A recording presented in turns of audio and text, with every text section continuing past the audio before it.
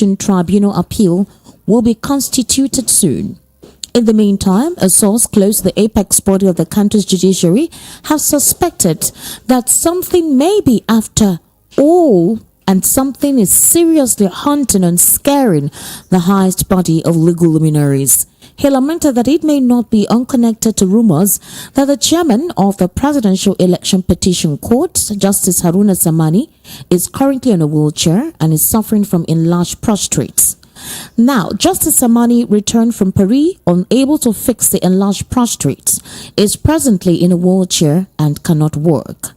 The source advised that those that agree to serve should look inwards and outward to rescue the nation's image as the most populous black country and the giant of Africa.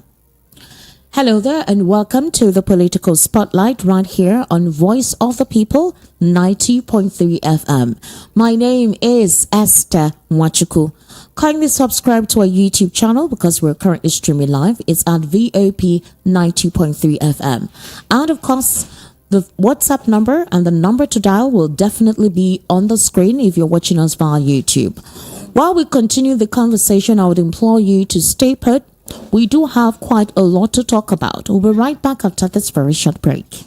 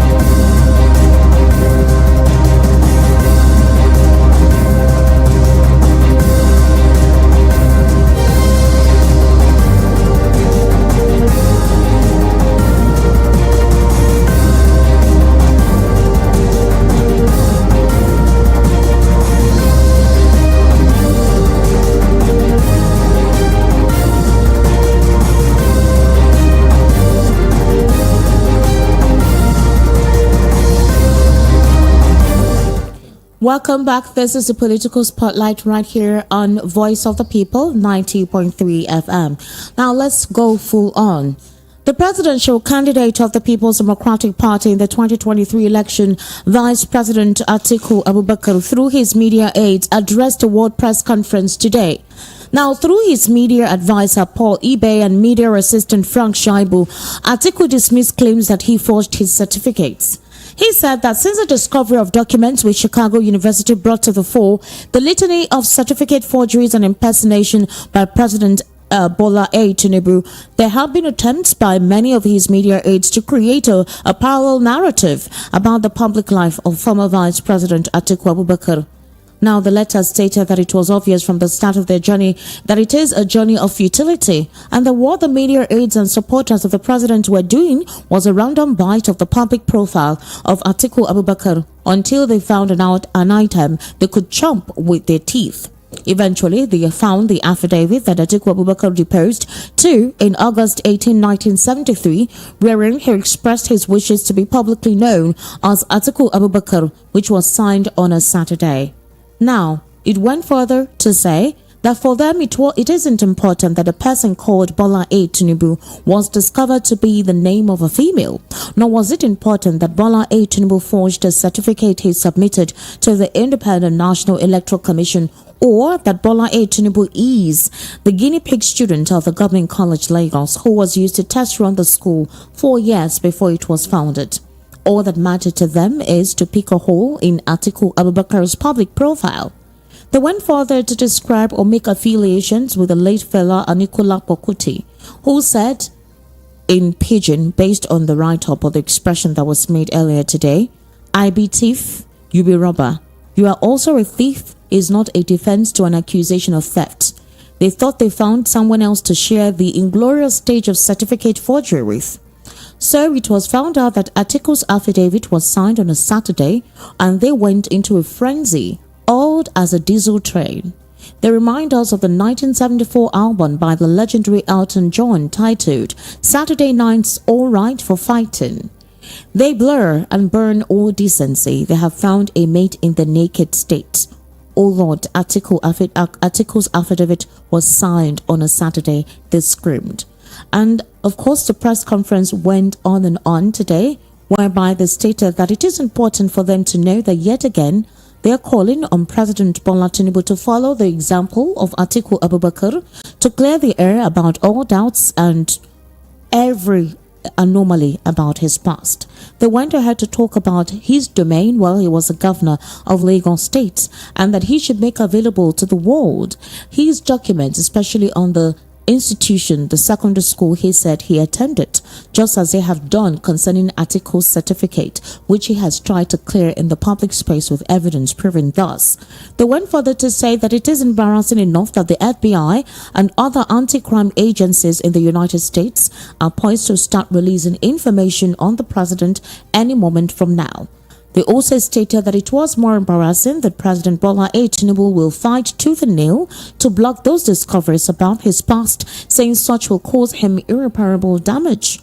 They stated that the president, needs to be reminded that what the FBI and other security agencies are set to do by releasing the FBI Tinubu files will undoubtedly cause Nigeria irreparable damage. They went further to state that Nigeria is a country of laws, and no one single man or woman, no matter how highly placed, is bigger than the laws. In other words, basically, the full text of the document is stating that Atiku Abubakar is reinstating that he is not a partner in crime, in forgeries and lies like President Bola Ahmed Tinubu. And that was the full text of the speech that was given earlier today. I have in the studio right here Barrister John Wokedi. He is a legal practitioner. He is also a public commentator, a social affairs commentator. Unfortunately, it's just both of us today. I do hope we'll be able to wrap up on most of the current issues, especially issues that trended during the week on the political spotlight. Barrister Joe, good evening and welcome to the political spotlight. Viewers, I greet you all. Now, before we head on to this particular conversation, let's look at the situation with the Supreme Court justices. And, a couple of persons, when this information came out, was that they were so afraid with judges recusing themselves. One of the judges is ill in a wheelchair, and at the moment, there seems to be, a clog in the wheel. Tomorrow, which is Monday, October 23, the president and Atiku Abubakar, definitely the fresh appeal that was filed for his motion to be listened to tender new evidence, will be heard tomorrow. We do not know what time precisely that may be. It may be before 12 noon or later than 12 noon. However, while that is in play, we have only 5 justices that may be sitting tomorrow on that particular appeal.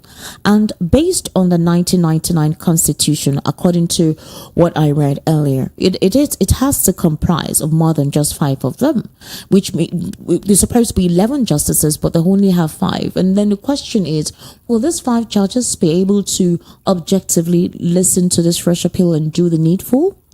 If these persons, the judges who recuse themselves and those who have retired, a couple of persons believe that with this new information there is something underhand at play. Maybe they are not comfortable with the current reality. Possibly they do not want to be part of this kind of imbroglio before they eventually retire. So there are several speculations concerning the retirement and those who recuse themselves from being part of the justices that will eventually give us the verdict on who actually won the February 25 presidential election. What's your take on this development before we go on to the full text of Atiku Abubakar to President Bola Ahmed Tinubu? For me, I don't envy the Supreme Court justices at this moment. Okay. At all. I know the chaotic situation they face at the moment. especially in our climb, where people don't allow justice to be delivered the way it ought to be.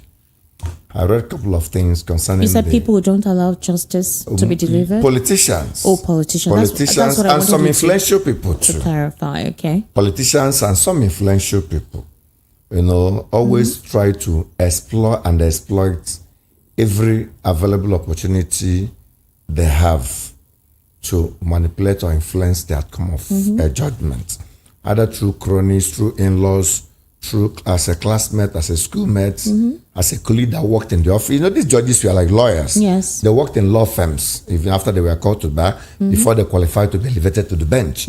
So they try to explore all sorts of opportunities, they have to, get on them and influence them to deliver judgments that will suit their own interest and concern, and not the just judgments that will, demonstrate the clear ethics and tenets of justice. And now most of these judges, we have one that was just buried yesterday, Justice Simweze, yes, from Enugu State.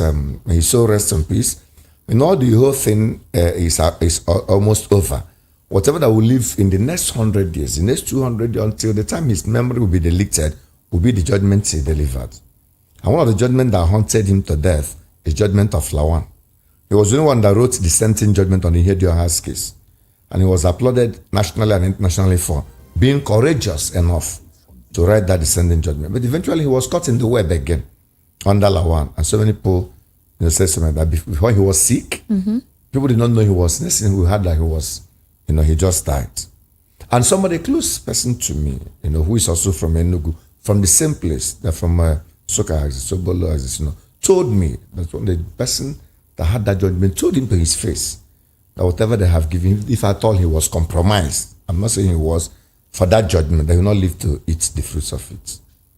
And that could be basically what happened. Yes, and the man told him at that day, that's the matter that they said, my people gave me their mandate, and I was voted to represent my plan. You took it away from me. So whatever that they made you to do that, that you not live to enjoy the fruits of it. And a couple of months he left. So what's the sense of life? There's some of these justices of the Supreme Court, like the one you read about, Samani, yes, the head of Appeal Court. I also read that news, although it has not been like in the popular news media, but there's no, smoke without fire. Fire.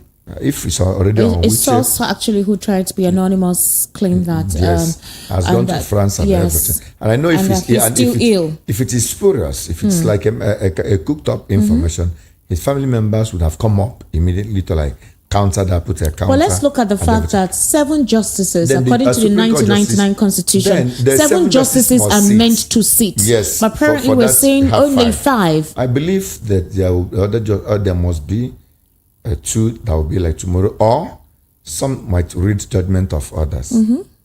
But tomorrow they are hearing that application, they are arguing it. So they might have appointed 2 more justices that will see that tomorrow. Barrister Joe, I want you to help me put in perspective what is expected on October 23 at the Supreme Court. Is it that the proper appeal is commencing, or is it the fresh evidence that Atiku Abubakar said that he has, and possibly the motion he filed is what we'll be listening to tomorrow? I think it's the motion, because they can't, by procedures of courts, they can't take all the whole thing at once. Except if they want to take all the applications tomorrow. But that motion, the motion filed by Tinubu, because the motion has something to do with the substantive suit.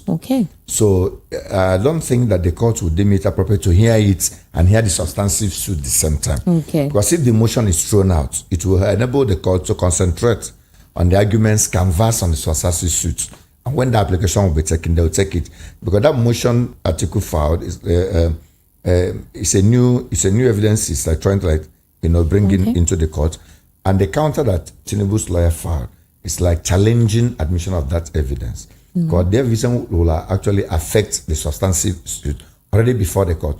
So I believe Supreme Court just want to take that evidence to know whether they will admit it, because it's a fresh suit that most of them must canvass. They want to take the evidence to know whether they will admit it. Yes, they have actually filed it. They want to take oral arguments on that application. Now, there is a saying that the Supreme Court is not a court of trial. It's not a court of trial. No. That's you have something before the court. Okay. And the court might allow you to it's an application. Okay. It's a motion. So what by a motion? It must be argued. You must address the court on the issue. Once there is a motion, you must orally address the court. You must adopt it.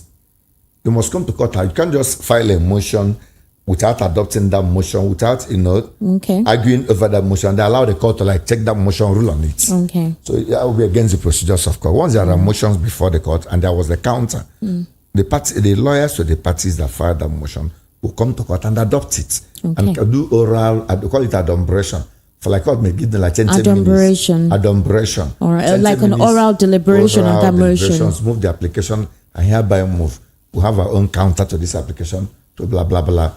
I will order the court to dismiss, or the court to adopt. Then you argue on your point why court should adopt that argument as your own, the issue in that court. The other party will argue on why court should dismiss it as being frivolous, lacking in merit, abuse of court process. Now, in regards to this statement you just made, I recall that last week the president filed 2 appeals to the Supreme Court. In fact, to the Supreme Court justices.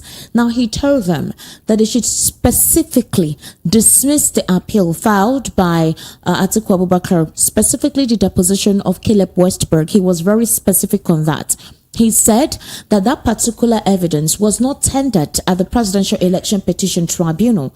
Thereby, it is inconsequential for that to be admitted at the Supreme Court, considering the fact that if they wanted that as their evidence in their petition, they should have tendered it at the Presidential Election Petition Tribunal. There has been a settled law on that issue. I don't know why they always go front and back. But that they insisted on that. They will still do that. I am coming. Now, secondly, you will recall too that during the deposition, while in CSU, before the whole case came to what it was, the legal team of the president were very confident that whatever it is that Atiku Abubakar is fighting to get is an effort in futility. And then the court. That's have you known? Okay, I want no, to. No matter however presumably corrupt or compromised our court will be, a party that filed a matter in court cannot be the court. But didn't you see how the election, the tribunal's judgment was? Yes, I know. We saw all those things that actually form part of what they gave as part of the reasons in their judgment in the tribunal. But until we get to that place, we cannot preempt what will happen at the Supreme Court, even though, like I said, our courts might be so much compromised, especially within the presidential elections since 1979. But that doesn't mean that we'll still accept the argument of the party representing the president in court to be the argument of the court until when the court has relied on that, which they might almost 70% or 80% do. But until then, we cannot take it. They are not the court. All right. They are not the court, and they cannot be the court. They canvass the opinions. The other parties will canvass their own opinions. They come to court, adopt. Court will rule. Yes, we know they're always confident because of the fact that they are ruling party. They have the president. President will talk to the judges. Yes, I'm saying all this because it's a common practice. There's no need of hiding it. President will talk to the judges and minister of attorney generals and all those para people within the corridors of power and everything. Some of them, as we have had, might also write the judgment and give the judges to read. I had even a rumor that these are rumors, but sometimes they might form part of what will eventually become the outcome. Sure. Even some of the last presidential election was actually written and forwarded to be read. That was why it was difficult for judges to even pronounce, which for me as a lawyer, I'm not saying that it happened or it didn't happen, but I was so shocked that a judge, delivering a judgment that he wrote, was finding it difficult to make pronouncements on certain things, wobbling within words. Something I would have written, even if it's like judgment that you are delivering on behalf of your learned brother, you have read over it and over it again, and actually be conversant with the paragraphs of all those places. But we saw them, because they were they don't want anything to be taken for chances. So 2 hours before that judgment to be read, they will hand them over to go and read. So, but we have seen something like that. But then we cannot conclude that this is the practice, because people that populated presidential election tribunal are different from people that populated the Supreme Court. Do you think there is something? Do you think there is something underhand at play? Do you think there is something unexplainable for judges to recuse? Yes, because I'm coming. Every other of those justices would find it as an opportunity of pride to see how they determine these elections. But based on this particular last minute, because of the pressure in Nigeria. See, let me tell you, people in APC. I'm so sorry, I have to be honest. They always say that nothing is going on, but they know that something is going on. They said, Kawusuya, na nama de die. Suya, sweet. It's a number that is going down. All these crises are all over the president. It's getting into people. It's getting into international community. It's getting into Nigerians abroad. It's weakening their support base. It's weakening the sympathy they have.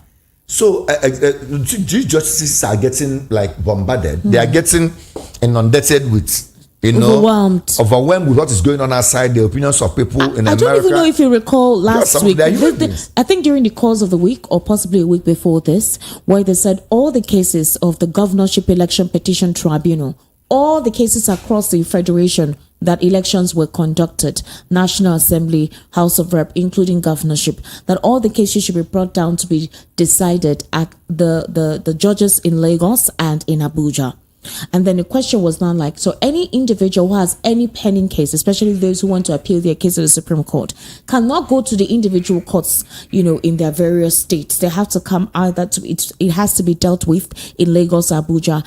And based on that, they said that they're investigating some judges are complicit in some malpractices and infractions.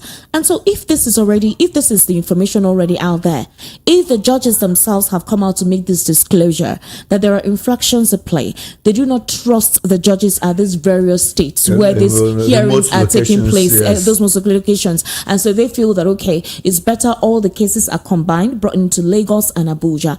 How do we know if already you can see these porosities within the judicial system at the highest level of the judicial system, that we're not going to experience that with what is going to take place from tomorrow? Supreme Court justices are under serious quagmire at the moment.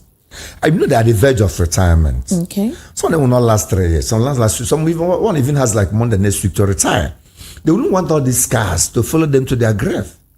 That's just the danger there. I don't think. I always ask myself, what else do they want that they've not gotten? What else are they looking for in life that this old age of their late 60s, almost 70, that they'll start enjoying now? Do you understand my point now? Some of them are like trying. Is this a profession that you have invested the whole of your life?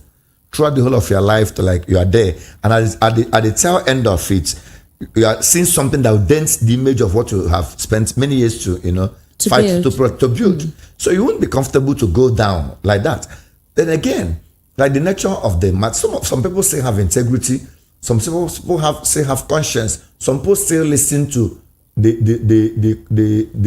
breath, of the people of the society. They still feel the pains. They still feel what is going on in the society. They don't want to be part of people that will be associated with this kind of. Look at somebody said that he traveled to Abuja with flights of 90,000. He wants to come back. It's now 190. Just someone that traveled to Imo State to 140. It's now 240. 204 something thousand. It's disheartening. He said it's not even going back again. It's disheartening. So just some point. So these people, they are listening to all these things and they don't know. Look, we might be part of this development. We don't know where it should be, and then something tomorrow might be part of it. And again, like Honorable Justice Helena Ogumejo Alanda, because the son contested the election under APC in Ondo State, and he's presently in House of Assembly. So there is likelihood of bias.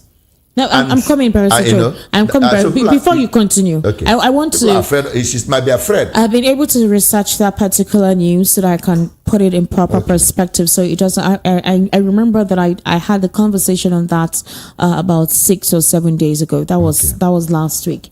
Now, in a bid to curtail political interference in the dispensation of justice, the President of the Court of Appeal, Justice Monica Dongban Mentam, has transferred all election petition cases pending before the court in the 36 states to Abuja and Lagos divisions of the appellate court. Also, they were told all the appellate cases arising from the judgment of the various election petition tribunals in the 36 states of the country would be heard and determined in Abuja and Lagos divisions of the appeal court. Now, only 2 of the 20 divisions of the court would determine all appellate cases arising from the judgments of the election petition tribunal throughout the country. The order affects gubernatorial, national and state assembly elections, which have the Court of Appeal as a last court of adjudication. Now, basically, the Court of Appeal headquarters in Abuja revealed that all appellate cases arising from the judgment of the Election Petition Tribunal on the 1,209 cases filed against the conduct of the 2023 general elections had been assigned to Abuja and Lagos for hearing and determination. Now, based on investigations in response to the avalanche of petitions and protests by political parties and their candidates, they allege that the judges of the tribunals were heavily compromised by the governors during the trial stage in their respective states. And based on this, the aggrieved candidates in their various petitions and protests to the leadership of the Court of Appeal allege that the judges of the tribunals became vulnerable as governors generously provided logistics and other support for them to ease the discharge of their assignment. Now, being that is the case and given foresight into the unfolding development, the appellate court was persuaded to move against the governors by relocating the cases to Abuja and Lagos, where the judges could be effectively monitored by the president of the appellate court. So for this particular situation to have been divulged like this, it became so obvious. It became so a little, let me not use the word a little bit. It's a dirty scenario if you want to consider it, that in order for these judges to be monitored, they had to bring down all the cases to Lagos and Abuja, regardless of how inconveniencing it will be. That's a very sad development. So if this is already the case on ground, which even the justice of the appellate court has confirmed, there are already investigations concerning those who have been compromised within the judicial system. How do we know that that compromise have not already occurred, and possibly those who have recused themselves at the Supreme Court do not want to be part of that imbroglio? That's what I'm telling you. People recuse, like the judges that were retired, like you earlier mentioned, justices that were retired, would have been like a farewell package to be part of airport making events. As a justice that delivered part of the team, Supreme Court justice that delivered presidential election of 2023 before retirement. But something would have happened. It's either they were like, do this and do this and do this or this. And they felt like, I don't even want to be like part of it in its entirety, irrespective of whatever gratification that might be coming to me. I don't want. Let me even recuse myself and go. And manufacture one flimsy excuse. One saying he was sick. Being sick, I don't, if you hear a matter, I can write and give other, a colleague to read on your behalf. Then the other one that saying he will retire soon, you can still do that and say retire. I'm not seeing those excuses. But they know this one who was going to retire soon. They could have put a replacement, somebody to alternate. The arrangement should retiring soon. It's not even an excuse. You are still working. They have not retired. You can even deliver a judgment to them, retire tomorrow. What the rules say cannot retire or be elevated to a higher rank and come back and deliver a judgment in the lower rank. Like case of Ojuzo Okala and the EFCC. Once you have elevated, you cannot come back to that court. And once you have retired, you can no longer deliver any judgment. But as far as you are still with it, whether it is 2 days to retire or a day to retire, it doesn't stop you from delivering some part of a judgment. What I'm even asking, Barrister Joe, is this. They've already had almost a month and yes. By now they ought to have written to the justices of the Supreme Court. Give them time. Now those who know that they're retiring will say, oh, I'm not going to be part of this. Are they retiring before the day judgment? Like I think everything, there is already a calendar. There is a calendar. Yes. A justice or a Supreme Court justice, whoever it is that will be in that panel, already knows when they're supposed to retire. I know now. So when a letter is written to you or a mail is written to you, you say, oh no, I'm going to be retiring soon. I don't think I will be part of this. Now, whoever it is that was mentioned to be part of those that will sit to listen to hear this case would say, oh, I need to recuse myself from the onset. So preparations are already on ground for alternates. Well, that's what I'm saying. That all these things are like manufactured. So why last minute? And then tomorrow you're only having 5. There is something behind it. Isn't it a scary situation? Something behind it. But what is the NBA doing about this? They are hiding under the cloak of all these excuses. Barrister Joe, withdraw from that. The NBA, have they really watered down to what is already going on with the judicial system? NBA has issues, a very, very serious issue. And NBA is like a toothless bulldog, toothless. And unfortunately, NBA is populated with people now looking for fat briefs instead of performing their duties or being like a watchdog on the bar and the bench. And some of them are very, very, careful, especially because of greed and selfish interest. Because you see appear before those justices. Some of us that said, they said, Joe, why are you saying that? Want to see a judge might hear you. And then you'll appear before this lawyer that went to TV and be like, and there was a lawyer that also had issue at Calabar Court. And the law judge also stated that all those things you go to TV and talk and arise or whatever. Do you think this is can come and say that in my court? And I think that lawyer eventually was there with that judge and sent to police. You can see where animosity was built up. She mentioned all those nonsense we go to Arise and TVC and all these, channels and talk. So most of them are afraid of speaking out because they will still appear before these justices. And it might be blunt and be sincere and honest, expressing an opinion that you know that will guide both the bar and the bench. And then they will victimize you in the cases you have before them. So most of all these senior advocates and all this MBA leadership, they are mostly dumb. They don't want to talk because they don't want to. They rather say something that will even make the judges, massage the ego, nourish their, their interest. So whenever they appear to them, they'll see them as good boys instead of telling them where they're going wrong, which is part of what is killing MBA. Once it was even the past administration of Abata. Actually tried to challenge, maybe basically because he was not actively in practice. I don't know. It's not actively a court-going lawyer. It's not actively in practice. It's into corporate practice. But he was able to voice out so many things that may not be so palatable. But this current MBA president, Mikhail, whatever his son, he's not saying anything. And he also, when this election was conducted, he was part of those that quickly rushed to the press and begin to validate it, saying all sorts of things. So the MBA of Abakoba, the MBA of Alawa Akala. Egwuatu responded to this current situation. In fact, he said that legal practitioners like you ought not to be talking about this case. I'm not saying what he said presently. I'm saying his own tenure, yes. Not Abakoba of that recent statement, no. I'm friend of Abakoba of his own tenure, Alawa Akala of his own tenure, but Akeredolu of their own tenure. Just my point. This is when MBA was vibrant, they can dare. Even judges. So if the NBA was vibrant, why did Agbakoba make the kind of statement he made? When did things change? Somebody said something about life, which I actually learned from. He said when Michael Jackson died, he brought picture of Michael Jackson when he was 10, when he was 15, when he was 20, when he was 50. He said the same body, different spirits at different stages. Just my point. The same body, but different spirits living and going and living inside that body. And that thing caught my interest. And my brother told me when I say, if you see your classmates, you have not had anything to do with 15 years, 10 years. Don't presume it was that classmate then that you are seeing. Be careful in getting, I know whether he's still the same person that he was there, whether another spirit is still living in that body. They might be surprised that man might kill you. Did you understand my point? And that thing guided my, they say, well, if it was for 10 years, make sure that same spirit that lived in him 10 years, that is still living in him, that one body, different spirits at different stages. Okay. So that is just that. Just my point. So I believe one day God will help MBA. We'll get, because even people contesting now, always show interest. No, because Barrister Joe, it begs the question. Told us how in their own days they'll come to court and then I can't say confront. I can't confront a judge and then talk to a judge, and the judge, lawyers in the court will rise in unison, and the judge will begin to apologize. They will just start apologizing. He said several things he was talking to us in their own days, but you can hardly see a lawyer that might, even when a judge comes to court late, you dare not ask why. But say in their own days, if a judge is 10 minutes late after 9, the whole court will compel the judge to apologize, and the judge will sincerely apologize. But not there, they will not even come to court.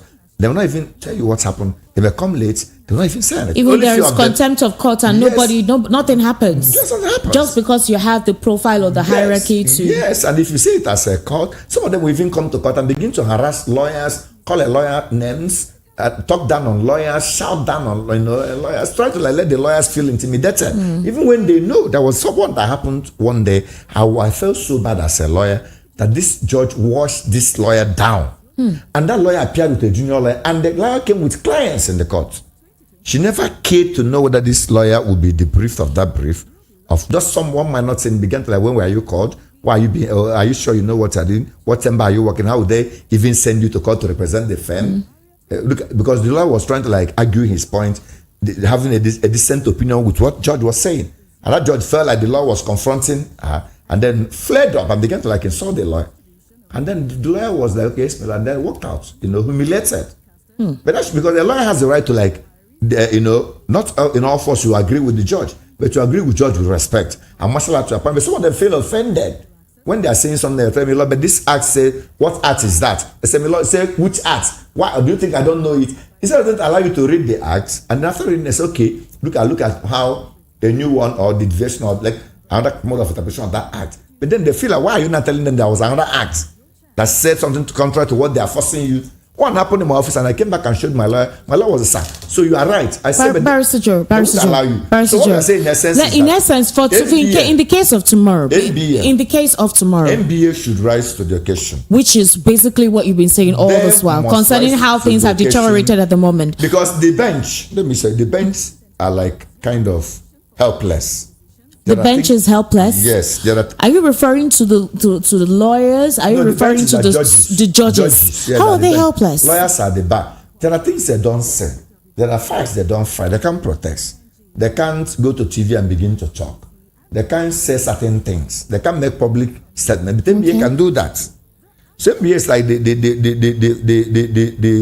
vibrant arm. Can I tell you something? I don't know if you recall the Nigerian Labour Congress. There was a time there was a faction. I think after Adams Oshiomhole, the NLC watered down for a while. Now there was a faction. There is the NLC and then there is the TUC, the Trade Union Congress. At the time when that faction occurred, it was like the one faction was pro-government, the other faction was, not for the government. It was like the government was able to infiltrate that system. I recall it used to be a deadly unit when Adams Oshiomhole was, the NLC president. When the NLC talks, literally the executive is afraid because they knew they were not going to take back their words and they will literally shut down the economy. Do you think that our legal system has become that compromised, like you were rightly talking about the NBA, that it almost feels like they are now voiceless? The legal system is now like an arm to be twisted by the executive. Sponsor who becomes the NBA president. Do you understand my point? Election is coming up by next year. You see what will really happen. They will have their candidates. They begin to root for candidates. Election is coming up next year? Yes, NBA election. Okay, the NBA election. Years, okay. Yeah.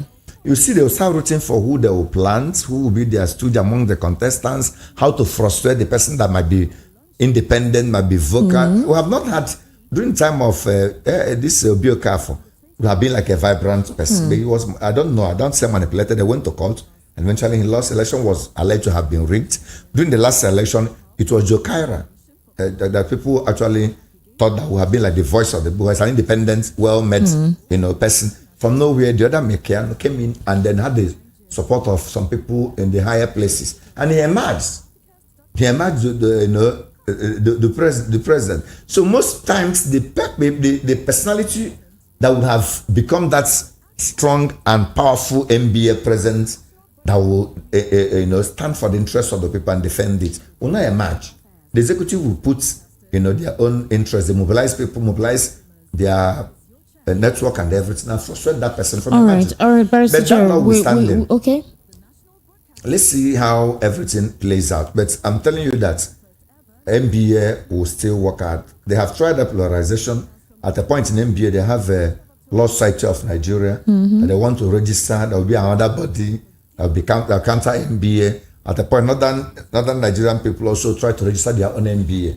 So when this polarization came up, it liquidated the authenticity of the NBA, or how strong they used to be in unison. But they've never come up with a body now that's like a kind of a dissenting voice or a splinter group from NBA to see the same NBA. But you can feel that there is a polarization in it. Yes. And there's a polarization, I might say, but it's slightly... Does it have a political undertone? It's slightly dependent on the president of the NBA. Yes, NBA is still a united body. Okay. But the person driving it is pro-executive. And NBA president is not supposed to be pro-executive. NBA president is supposed to be pro-people. Because people look up to NBA for a kind of guidance, a kind of actions, a kind of push, a kind of hope. And they also propel the judiciary. So they propel the judges. Yes, the judges. NBA of all bodies are not supposed to have any romance with the president in power. But because of appetite for money, for fat breeze, for acquisition of financial gains and all that immunity. chambers and all those nonsense. Most NBA presidents will now become pro-executive. So as it is now, there is the NBA that is supposed to check the judges. It's not checking the judges. When all these things are happening, people thought NBA presidents will come out and bite. Okay. Even when NDSS and the other correctional center had issue, NBA president began to say two fighting. Almost people came out against him. Well, he was scared of saying something against the DSS, which is the army wing of the president, not even the executive. Okay. Wing. Let's move on to other cases. The special advisor to President Bola Ahmed Tinubu on information and strategy, Bayo Onanuga, has accused the trio of Atiku Abubakar, Peter Obi, and David Hundeyin, the investigative journalist, of working with an American. Now they call the Americans. He said the American's name is Aaron Greenspan, to get the Federal Bureau of Investigation to release files on the president quickly. Now, you do recall that Tinubu had taken steps to stop the Federal Bureau of Investigation, the Central Intelligence Agency, and other United States services from releasing documents relating to him. Now, Tinubu's lawyers in the United States had filed motions to appear in an ongoing Freedom of Information action brought against the FBI and the CIA, where records that may help answer questions about the president's real identity and decades-long endeavors are domiciled. Now, Christopher Carmichael, one of the lawyers who represented the president in the recent Chicago State University record case, filed a motion dated October 18, 2023, stating that he was a lawyer in good standing to appear in the FOIA lawsuit underway in Washington, D.C.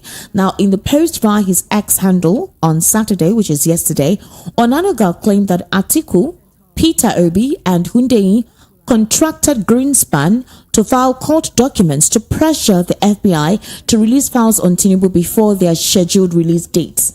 The presidential aide also claimed that Peter Obi forwarded to Greenspan the Supreme Court notice of hearing for the appeal that will begin tomorrow, October 23.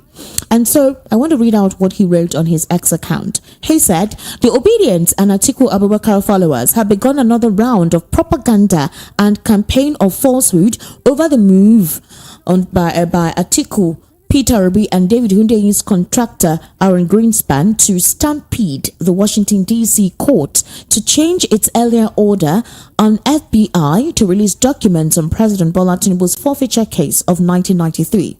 He went ahead to say that Atiku had wasted tons of dollars hiring Angela Lee to check President Tinubu's record at Chicago State University. What he got in the main was a confirmation that President Tinubu indeed attended the school and passed out with flying colors and did not forge any certificate.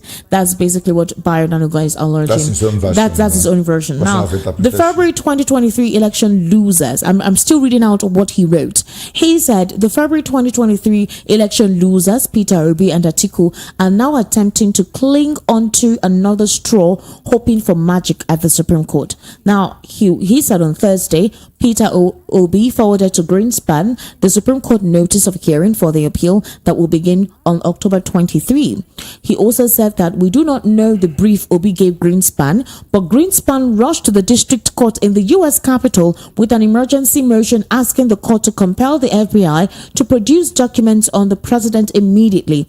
The FBI had earlier agreed to produce the documents at the end of October. Remember that there was a time they said about 2,500 documents were released from October, but they didn't specify when in October. So apparently towards the end of this month, we're supposed to begin to see the documents, released by the FBI. Now, he said his motion may be heard on Monday, 23 October, if all parties agree. To support his motion, the American made some allegations against the judiciary in Nigeria as fed, meaning that David Hundeyin was the one that fed the judiciary, that is the Aaron Greenspan, to further pursue the case to get the FBI to release those documents possibly before Monday. Now, he claimed that the Supreme Court hearing date, which he labeled as sudden, was intended to front-run the release of the FBI documents. To him, the FBI documents are relevant to the case in Nigeria. So, after reading Greenspan's motion, one is left with the impression that the guy is very ignorant of our laws and our democracy, and he is nothing but an interloper in a matter clearly outside U.S. jurisdiction. Atiku, Obi and Hundeyin, who are his cheerleaders, have clearly misled the guy whose account was suspended by X in June, along with that of his plain sight. To the obedient, the easily excitable Hundeyin and Atiku followers, I would just implore you to wait until the DC District Court decides on the matter, rather than rushing to the social media space with wild conjectures and extrajudicial trial of Nigeria's elected president.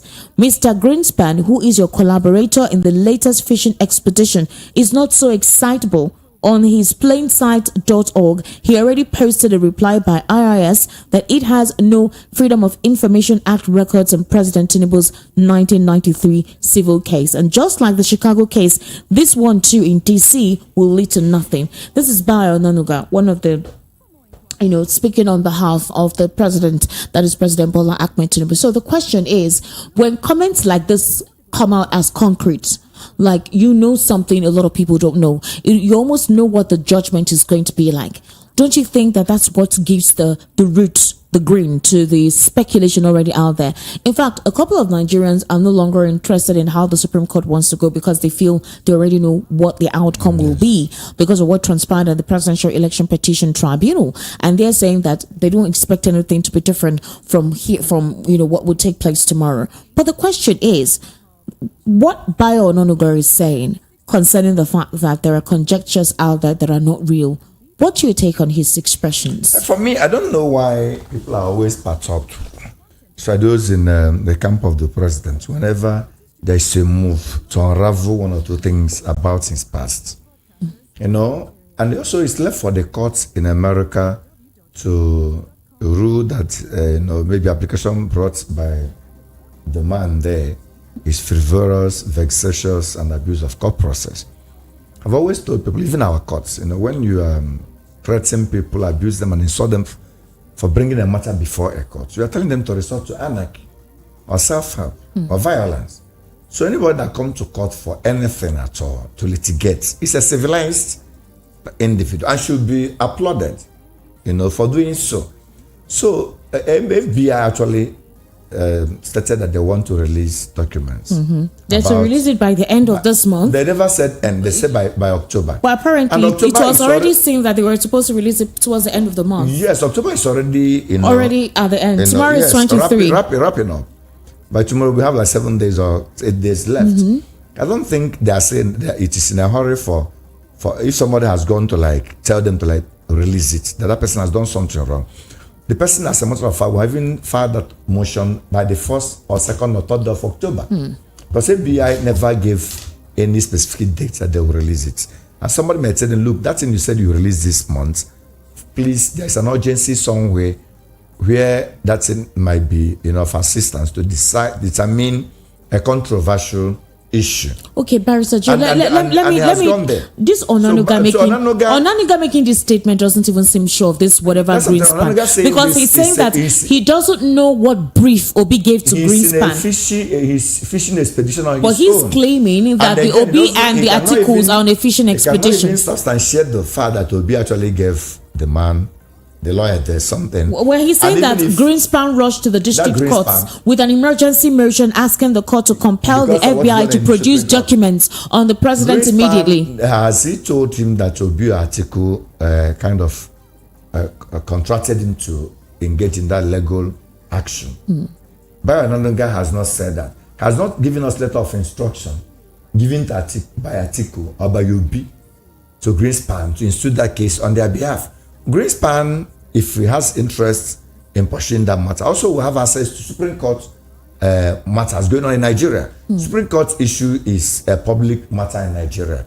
Somebody might, as a matter of fact, tell him about the dates the Supreme Court will rule, or the matter pending the Supreme Court, or the time frame. But let me even ask you, is it possible for them to push or compel the FBI to release these documents? Who can actually do that? No, if FBI has actually putting himself in a position officially to do something, someone might tell them to go ahead and do it because of so and so thing that's release, will be very, very essential too. They have put themselves, when you put yourself in issue, someone might come up to say one or two things about you. Okay. If I say I'm coming to, I'll give this place 100 million on my own. I put myself in issue. These people can go and tell me, Joe, when are you giving us this 100 million? Pay it tomorrow, pay it next tomorrow, or even sue me if I'm not giving it. Because I put myself in issue by saying I'm going to give VOP 100 million. Nobody told me to do that. Just at my point. So FBI has actually made it public that they want to deliver. Exactly. That they want to release all these documents. And in October, so someone can also tell them, please release it at so and so time. In that October, the man did not go there in September, mind you. Yes, he did not go there in July. But why I'm saying what I'm saying is when Bayo Ononuga is saying with certainty, he wasn't even sure what was written. Yes. He doesn't know what file was given to this Greenspan guy. But he said he doesn't know what the brief is, but that he knows that they are filing a motion to the FBI to release documents. How can he now but the president say for certainty now that it was P2B or whoever that gave that's the thing. He's saying that the obedience and those articles are already coming on social media to jubilate when according to him it is all conjecture and will amount to nothing. Let me ask you something, Barrister Joe.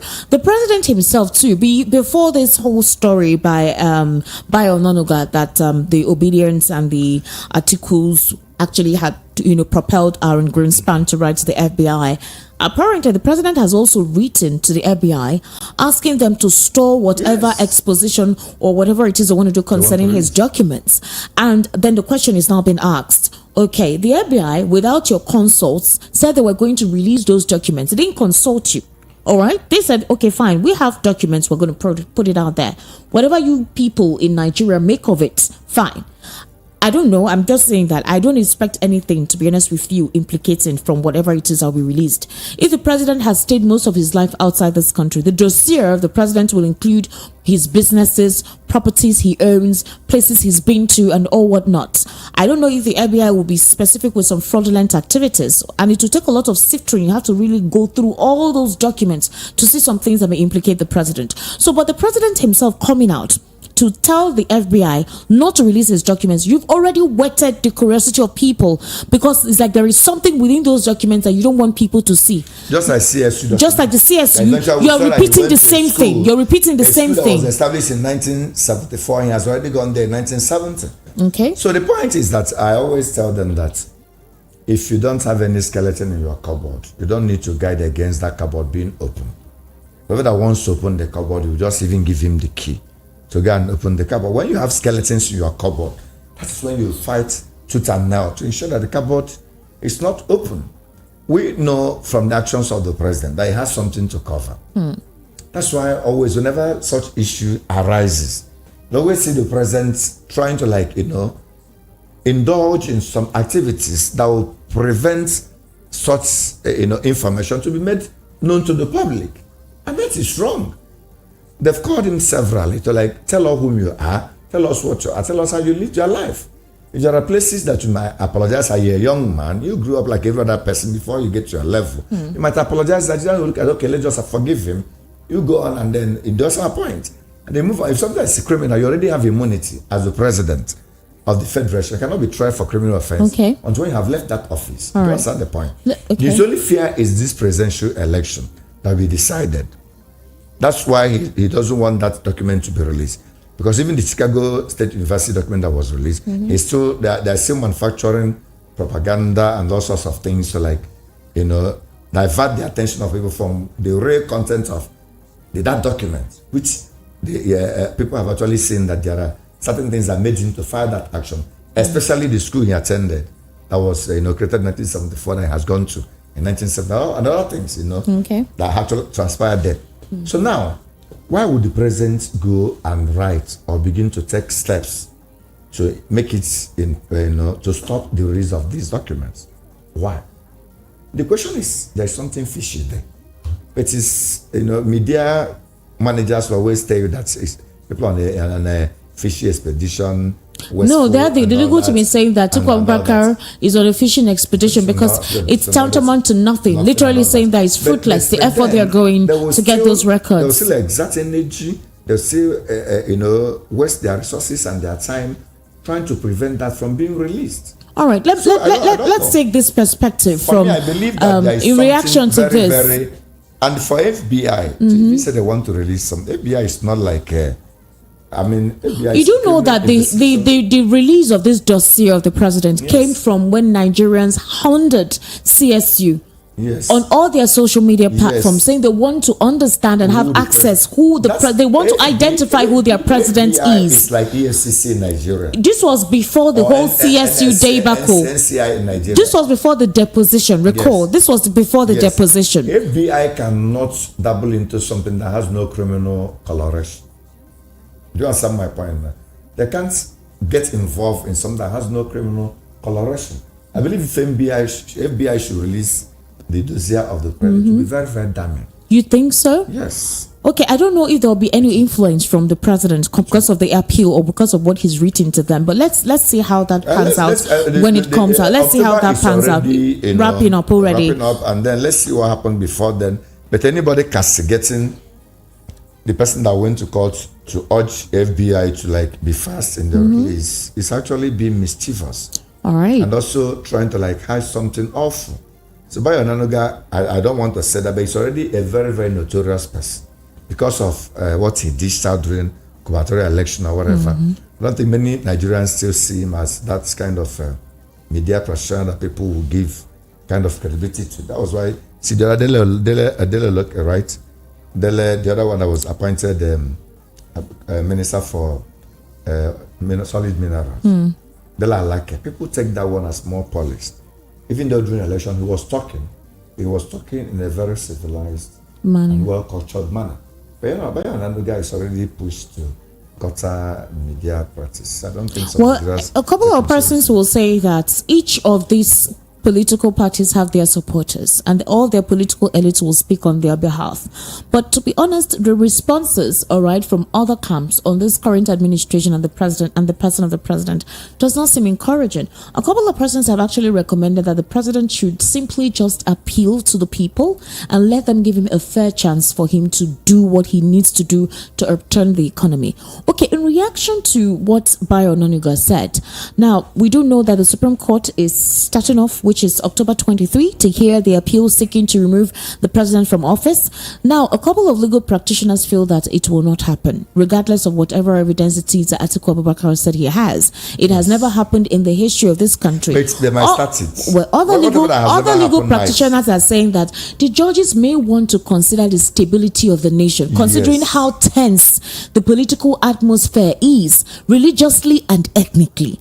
So, the judges may, in that particular perspective, remain with what INEC had declared, that President Tinubu was indeed the winner of the February 25 elections. The nemesis of our growth of our democracy. Okay, now in reaction, I'm just giving you reaction on to as all other legal practitioners, how they feel that there may be nothing different from the outcome going to the Supreme Court. Now, we do know that for the president, for Atiku Abubakar, he's saying that there is nothing that is supposed to stop the Apex Court from accepting his fresh evidence, in as much as they're listening to the motion tomorrow. He stated this in a reply on point of law he filed to counter objections that President Tinubu, the Independent National Electoral Commission, and the All Progressives Congress raised to query the admissibility of documents that were released to him by Chicago State University in the United States of America.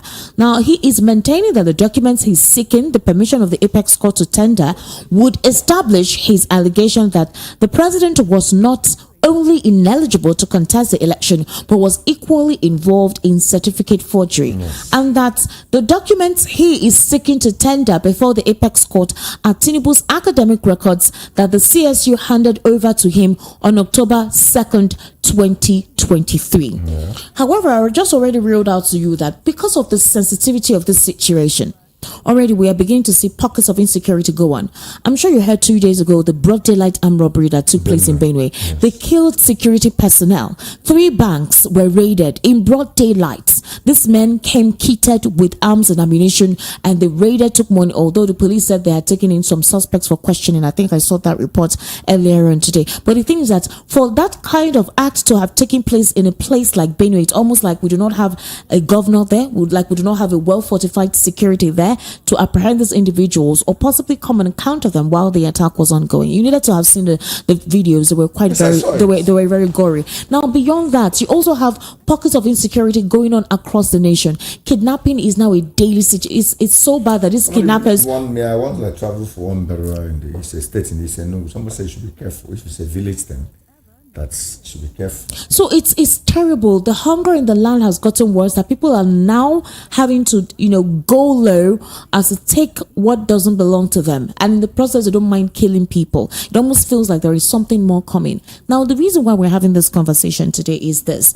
Like I told you earlier, your those in your field of study have said that is the only bane through which the Supreme Court may not give anything different. But that is also what will also further lead to more deplorable states of the economy in Nigeria. Somebody said that democracy is not built on, just building skyscrapers and the rest. Democracy is built on truth, okay, transparency, sincerity, equity, fairness, and justice. Okay. These are the bedrocks of democracy. But now you see what is going on with the judges. Yes. One has prostate cancer. Yes. The person who was in charge of the Presidential Election Petition Tribunal, and it seems he's just returning. It seems incurable. Those ones have spiritual issues. Yeah, spiritual issues. They stem from what then? Yes, they stem from what? That's what I'm telling you now.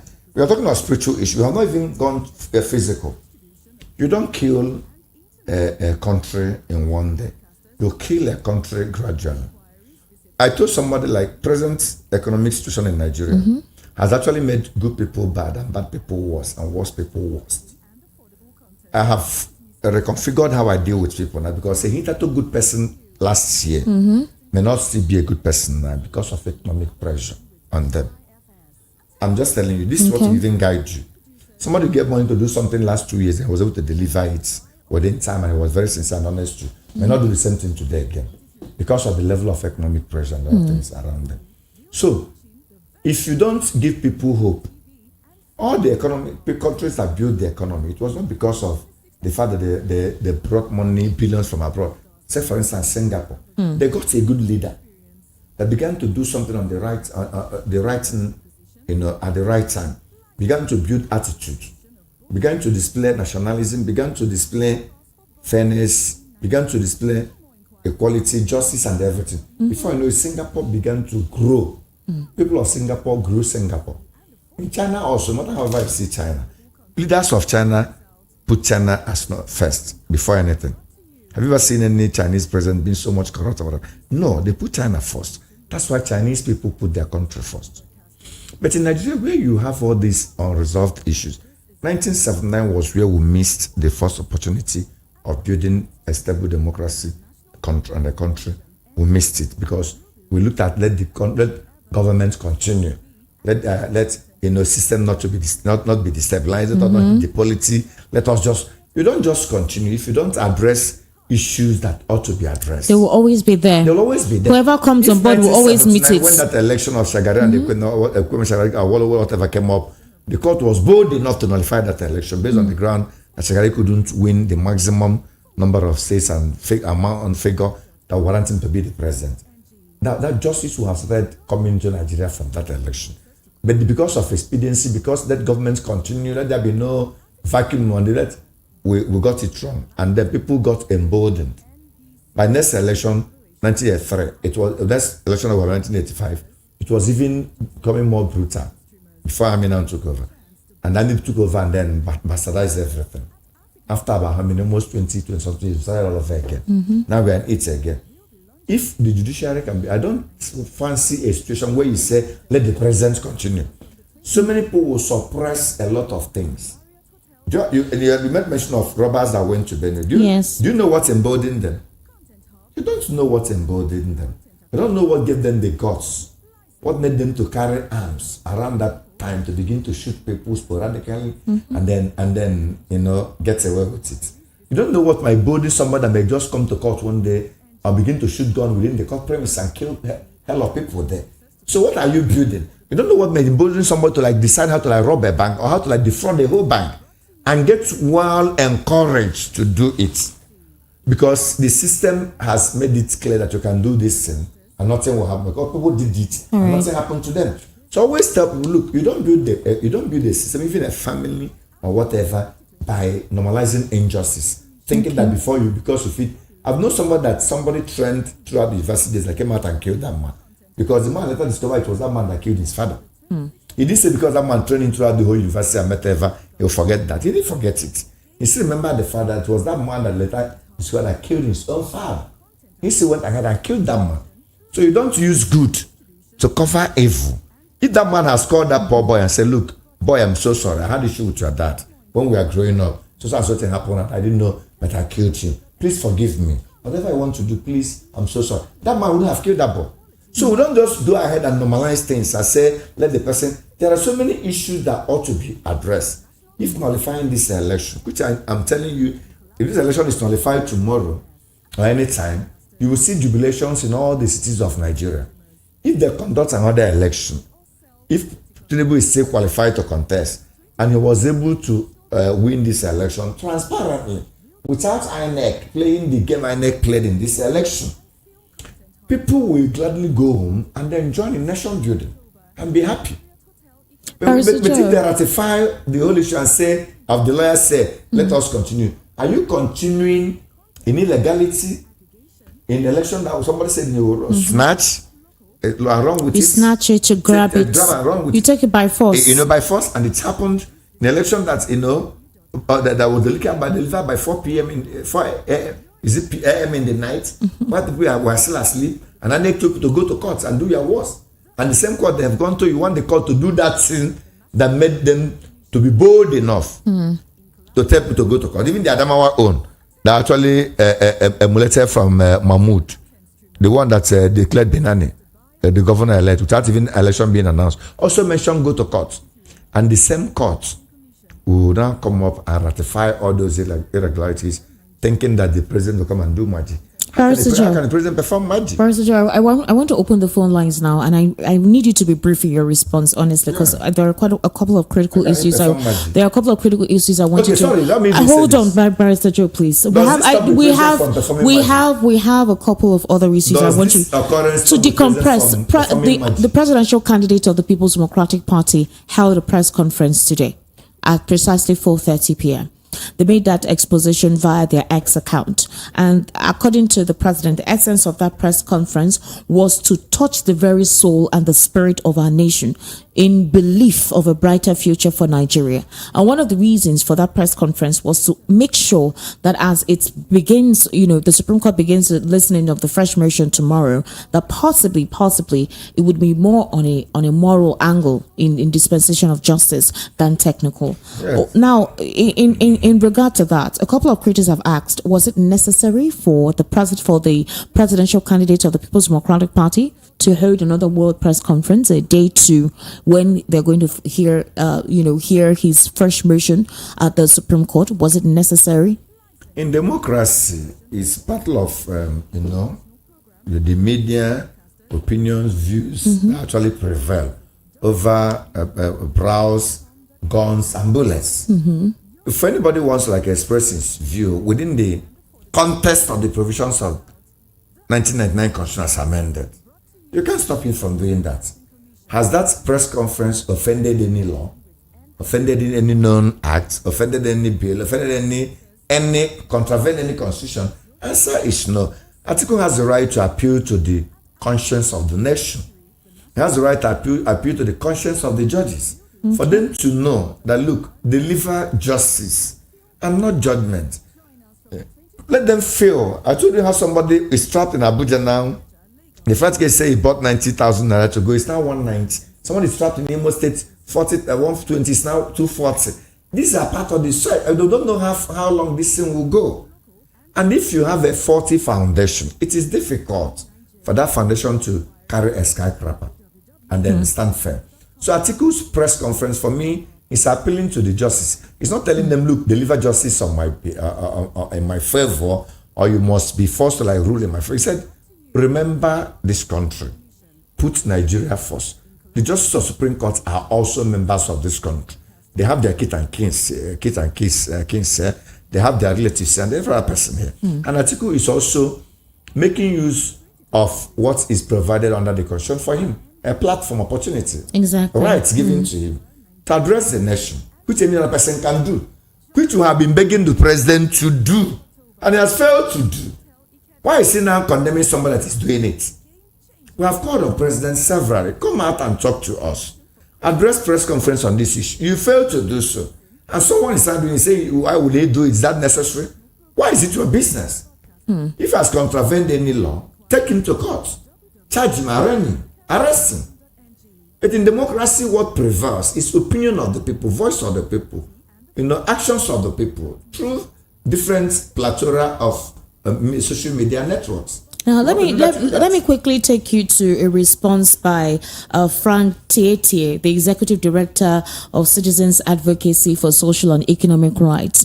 He has said that the prophecies of the late Justice Nweze has begun to haunt the Supreme Court. And this was during an interview via a monitored program. He said that the late Justice Nweze had said that the Imo State matter, referring to the pronouncement of Hope Uzodinma as governor, will continually haunt the Supreme Court. And so basically is what he's saying concerning the recent judges that recuse themselves and those that seems terminally ill. Barrister Joe, you are supposed to have 7 Supreme Court justices sit tomorrow. As of now, we only have 5. Are we going to see last-minute judges that will sit in tomorrow? Let's see how they will do that magic tomorrow. But the judgment of Imo State, that was that judgment was what emboldened people to begin to talk Supreme Court justices down and begin to disrespect Supreme Court justices. In fact, they could name that governor Supreme Court governor of Imo State. They kept calling Supreme Court governor of Imo State. In fact, I remember the situation where there was, I think, and it was similar to the Ahmed Lawan, the Machina case too. Began to lambast the judges for also joining in referring Hope Uzodinma as Supreme Court justice. Talk down on some of the senior lawyers that appeared in that program by joining the public and calling Hope Uzodinma Supreme. For you to know, it is haunting them. For someone to say governor of Imo State, say Supreme Court governor of Imo State. It became a very popular usage, and it hasn't met. I told someone said that you cannot beat a big man. You cannot even imprison a big man. In most cases, it's difficult. But you can deface his image. There is defacing the image of Supreme Court. It's already killing them. There's a heightened attention on the Supreme Court as of now, based on this ruling, the hearing that will commence on October 23. Yes. There is high expectation. There is low expectation. There is no expectation. There is high expectation. Wait. President can do whatever he wants. There is high expectation. There is low expectation. There are those who are indifferent because they already feel that they know what the turnout is going to be like. However, let us just trust that somehow the Supreme Court, which is the last arbiter, the last hope of the common man, I'm beginning to have that would rise to the occasion and be bold enough and not be afraid. Judicial activism, they call it judicial activism, and do what has never been done before. So let's just see how it goes. We're just hoping that the Imo State matter. There's another matter that came up from yes, precisely. Yes, also coming up now. Which is coming up, from 3 or 4 years ago. It's coming up now again. Also, you know why they will write that wrong from using that. All right. That matter. The number to call is 0700 903 903 903. The number to call is 0700 903 903 903. And the YouTube, actually, we're currently streaming live on YouTube, is at VOP 903. The Voice of the People 90.3 FM. So once you just put that in on your YouTube search bar, you will definitely see us live and be part of the conversation virtually anywhere in the world. Also, the number to call is 0700 903 903 903. The WhatsApp number is 0700 903 9039. 0700 903 9039. That is the WhatsApp number. And the number to call is 0700 903 903 903. Hello, good evening, and welcome to the Political Spotlight. What's your name and location, please? Good evening. My name is Chika. I'm calling from Ghana. Wow. Amazing. Welcome. Thank you. All right, please go ahead. Concerning political issues in Nigeria, believe me, I would say Nigeria has lost the trust of its citizens. Concerning our judiciary, everyone can also testify that our judiciary is corrupt. I can prove it. You see, when you are running a government that is corrupt, ordinary man on the street cannot even get justice. If you have money in Nigeria, you can become anything. You can pay your way, even to our police, to the military. Even our police on the streets can even read the proper sticker on your vehicle. Okay. As long, the only thing they want is your 20 naira or 100 naira. If our government can really stand on their feet, our judicial system, the judges can stand and say this thing cannot continue, because they are the only one that can save Nigeria. The court case will be coming tomorrow. Believe me, they already know what to say. They already know what to say. They will just read it out. All Nigerians, highest people can do is to talk. We have done what we want to do. Tomorrow is just a hearing. Tomorrow is just a hearing for the fresh appeal, basically. Just for the fresh appeal that, Atiku Abubakar says he wants to tender the Supreme Court. So they want to hear it. Then afterwards, we'll now know from the Supreme Court judges if they will admit that fresh evidence or not. But can I ask you a question? Yes, please. We are the citizens of Nigeria. And currently, almost 2 judges have withdrawn, isn't it? Yes. So yeah, no, 3 judges are they actually. Are they going to surprise us tomorrow by just appointing judges that Nigerians don't know? Well, we're only 5, according to the 1999 Constitution. 5 judges cannot sit. There have to be 7. At least 7. At least 7. At least 7. Out of the 21. Out of 21, at least 7. And then one has retired. The other one recused himself. And there is a supposed that one of the judges is actually ill. So, like I said, they have to do something to balance it tomorrow. And they cannot just appoint judges that we don't know, that will just come up tonight and say tomorrow we are going to sit there. We are Nigerians. We're hoping that before the time they go, they would have brought out the profiles of the other judges that will replace those that recuse themselves, and the other one that is retiring. Forgive me for taking time. Nigerian citizens, they deserve the right to know the judges. We deserve respect from our government. You see, we don't have respect. See our senators. Right, see the senator that stood on the chamber and said that his own wife. Hello, good evening. Good evening. Hello, welcome to the Political Spotlight. What's your name? My name is Ben from Southwest. All right, go ahead. What's your take on the conversation today? I see, for what I will, you see, I have no respect for lecturers. I gave that to the last INEC chairman. I have no respect for the judiciary that handled the final thing. So when I see maybe lecturers, professors talking, it is there they select the INEC chairman. That politicians will mess up. They handled a very wrong election. Okay. After the end, they will ask you to go to court. And when you go to court, you still need the judiciary. And the judiciary will sustain bad election. So at the end of the day, the problem of Nigeria still remains the lecturer, the judiciary. All right. Okay. Thank you. 0700 903 903 903. That's the number to call. 0700 903 903 903. And the WhatsApp number is 0700 903 9039. That's the WhatsApp number. I'm going to start off with this message. Good evening, my honorable presenter, Ambassador John Wokedi. The international community are just laughing at us because we're not serious at all. Why are judges retiring 24 hours of the hearing of the motion and others recusing themselves? I suspect something is going on. Please help me ask your guest, is it true that the Supreme Court wants to revisit the case of Emeka Ihedioha, Uche Nwosu, and the Governor Hope Uzodinma? Please, I want to know. Stephen from Oshodi, right? Barrister Joe, the Supreme Court wants to revisit that case. All right, that's a good... There was an issue raised in that judgment. actually the lawyers to Ijeoma and Uche Nwosu now want the Supreme Court to enforce.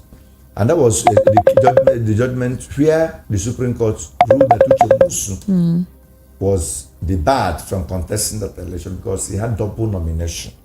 And he was validly nominated by AA and also nominated by APC. So the lawyers to Ijeoma is saying that by that pronouncement, it now means that Hope Uzodinma was not validly nominated. Oh wow! If Uche Nwosu was, debarred because he had double nomination, can Hope Uzodinma also be nominated when somebody has been validly nominated and debarred because he also had another nomination?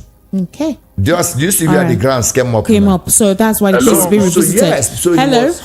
Welcome to the political spotlight. Good evening. Welcome. I'm calling from Italy. This is Chooks. Chooks, how are you today? It's not bad. All right, go ahead, please. There is a minute. There is a parable that goes like this in my tribe. Okay.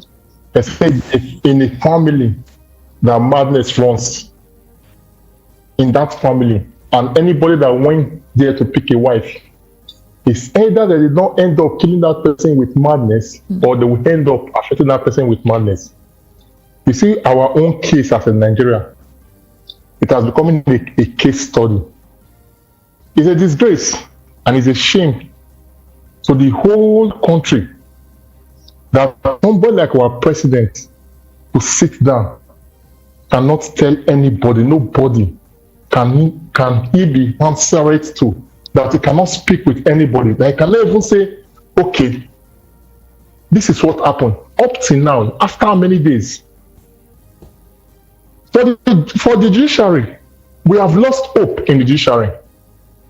You see what is going on in Nigeria now is the country finally is starting sinking. It's no longer on a nosedive. So everybody's trying to. We're still here. Whatever he wants to grab. Chooks, we're in Nigeria. It's not sinking. Please, it's sinking. It's not sinking. It's always start sinking. We shouldn't stop. Please. I am in Nigeria. If you say it's sinking, what do you want me to do? Flight ticket is now 240. It's sinking. It's sinking. Go ahead, please. Seriously. Okay. Are you done? Hello? Okay, we've lost that connection. 0700 903 903 903. Hello? Are you still there? Hello? We are trying here. Okay. All right. Hello? The connection is poor and he's trying to reconnect. All right. Kindly do call back. The connection is poor. Hello? Hello? All right, 0700 903 903 903. That is the number to call, 0700 903 903 903. And the WhatsApp number is 0700 903 9039. Hello, it will be in the interest of the Supreme Court to do justice to the litigants tomorrow. As per Tinubu and FBI, these things he's hiding cannot be tolerated in the UK or any other Western world. From Dr. Kings in Glasgow. Thank you, Dr. Kings. This particular one, it seems quite lengthy. How would Barrister Joe describe the tenure of Barrister Monday Ubani? I believe he was the NBA president at some point, because I remember then he used to speak as a guest sometime on a show with Ify. Monday Ubani was not NBA exactly. Chairman and vice president, not NBA It's president. a pity that NBA has taken the position of sit-down Luke, a term used to describe a dog who sits, refusing to bark or bite when necessary. What use is the establishment of the NBA if they can't live up to their responsibilities? As for Bayo Onanuga, his speech is the usual obscure psychophancy and self-ingrained myopic views on issues when it concerns their employer. Nobody should take Bayo Onanuga serious, as he is in the same group of cacophonous, notorious noisemakers like Loreto Onuche, FFK, Reno Mockery. They are charlatans. All right?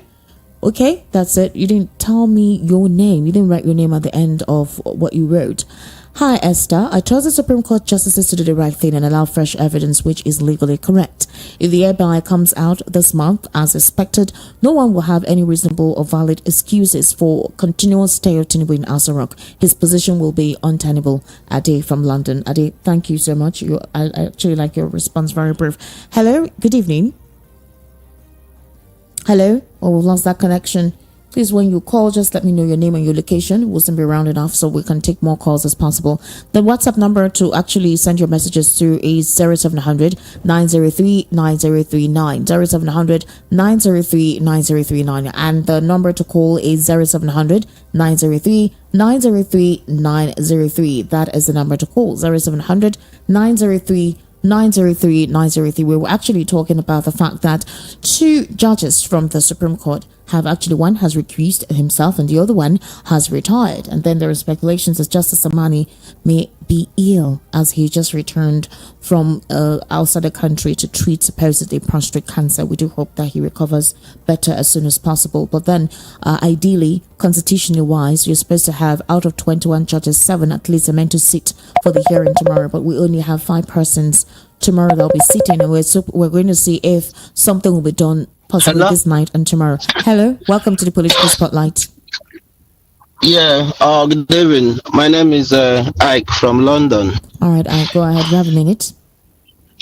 Yeah, about the Supreme Court, I'm not expecting anything different anymore, because it's like Nigeria is conquered by some certain elites. So it's like one man is more powerful than the whole of the country.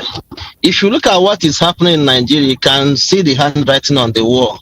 And like I was discussing this with my friend, she told me that I should not expect anything different. People have told you, some of the elites have told you that once elected president has been elected in Nigeria, and it can never be turned. So I don't know anyway, but let's see how it goes. But this is Nigeria for us, and this thing they are doing is affecting Nigeria negatively.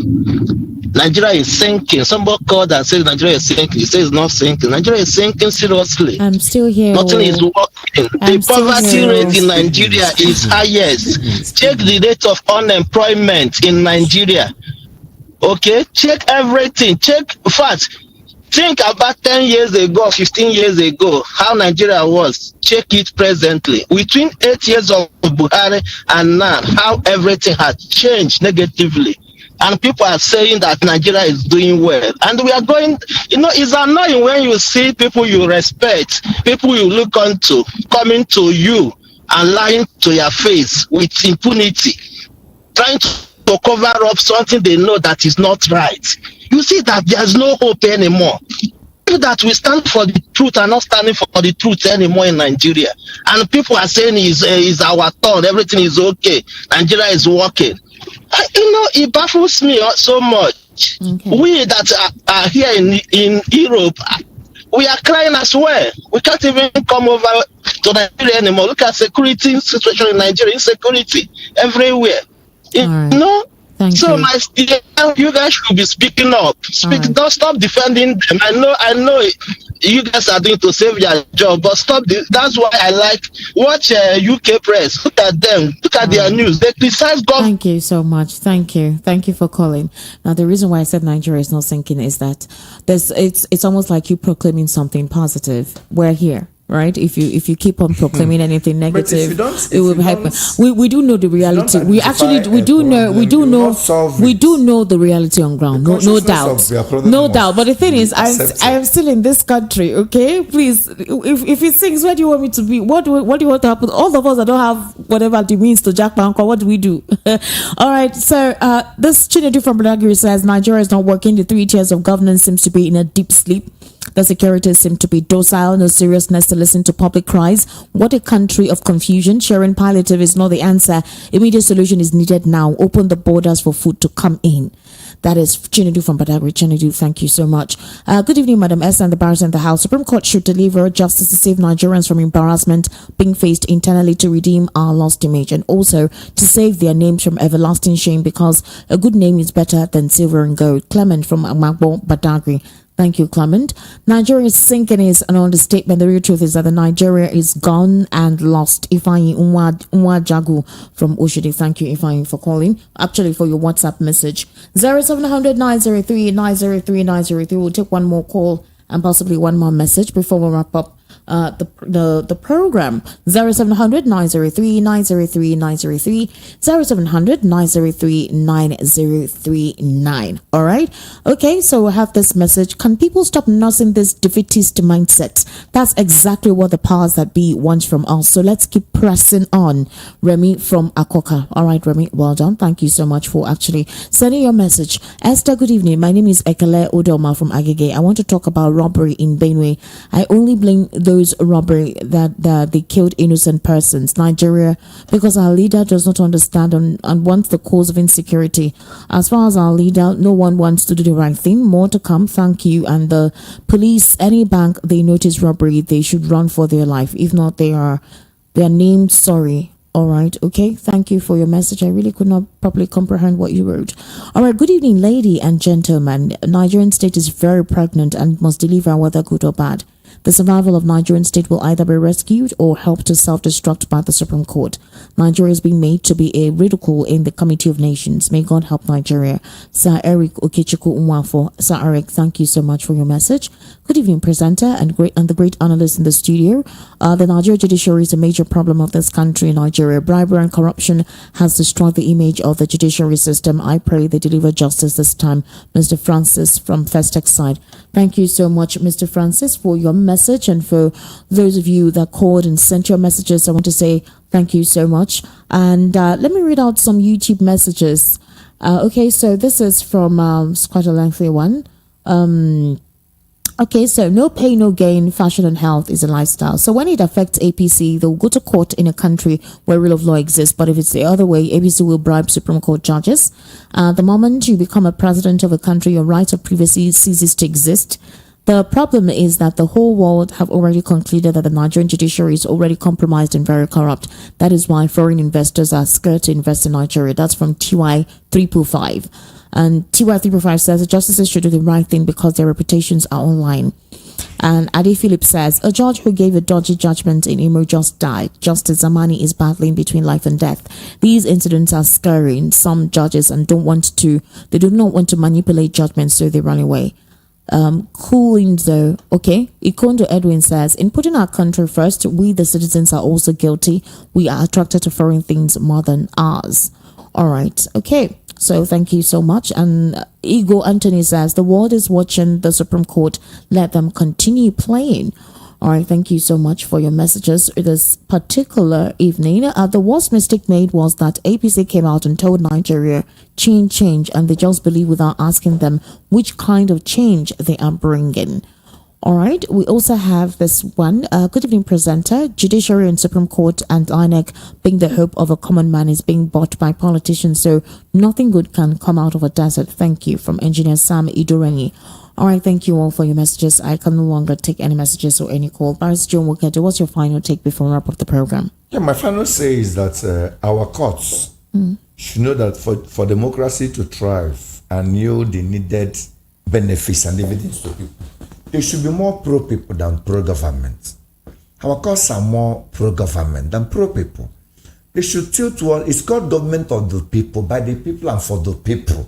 No matter whatever they present before you, evidence, exhibit or whatever, please ignore it. Find a way to look at what the people want. Don't go and foist a governor people did not vote and say the petitioner could not present this and they could not give this, did not testify. Look at what the people said. They are the owner of the government and not you, the court, and not the executive. It is government of the people. Even if people are saying something wrong, let them be. This is the government. They should, if they want them to enter the pit and they chose that pit, allow them to go to the pit, learn the lessons in the pit, and come out of the pit. That is how democracy grows anywhere in the world. It is government of the people, not oligarchy, not theocracy, not a military government, dictatorship government until we change it. All right. Let courts know that, please, let them not always listen to technicalities. All right. Look at what the people want and go by what people say.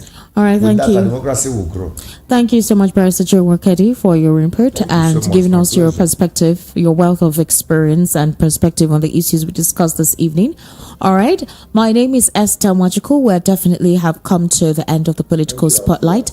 We'll have a repeat tomorrow. Hopefully, if we do not get any new development concerning how a couple of things are expected to play out, otherwise, we actually have more something more recent. But if not, well, this will be repeated tomorrow, the 23rd of October. My name is Esther Nwachukwu. You can follow me on social media at Esther Nwaz on Instagram, Esther Nwachukwu on Twitter, Esther Nwachukwu